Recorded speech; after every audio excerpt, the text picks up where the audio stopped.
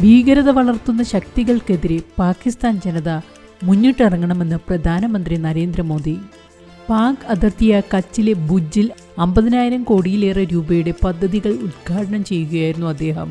പ്രധാനമന്ത്രിയായ ശേഷം 11 വർഷം പിന്നിടുന്ന ദിവസമാണ് മോദി ഗുജറാത്തിലെത്തിയത്. ഭീകരത പാക് സർക്കാരിനും സൈന്യത്തിനും ധനാഗമ മാർഗമാണ്. ഇതിനെതിരെ പാക് ജനത മുന്നോട്ട് വരണം. അപ്പോൾ സന്തോഷത്തോടെയും സമാധാനത്തോടെയും ഭക്ഷണം കഴിച്ച് ജീവിക്കാം. അല്ലെങ്കിൽ എൻ്റെ വെടിയുണ്ട നേരിടേണ്ടി വരും. മോദിയുടെ താക്കീത് ഇങ്ങനെയായിരുന്നു.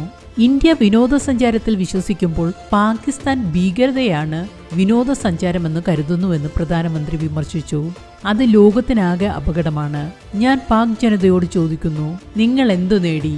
ഇന്ത്യ ലോകത്തിലെ 4ാമത്തെ സാമ്പത്തിക ശക്തിയായി മാറിക്കഴിഞ്ഞോ? നിങ്ങളുടെ സ്ഥിതി എന്താണ്? ഭീകരതയെ പ്രോത്സാഹിപ്പിച്ചാൽ നിങ്ങളുടെ ഭാവിയാണ് നശിക്കുന്നത്. പഹൽഗാം സംഭവത്തിന് ശേഷം 15 ദിവസം ഞാൻ കാത്തിരുന്നു പാകിസ്ഥാൻ നടപടിയെടുക്കുമോ എന്ന് നോക്കി. പക്ഷെ അത് അവരുടെ അന്നമാണ്.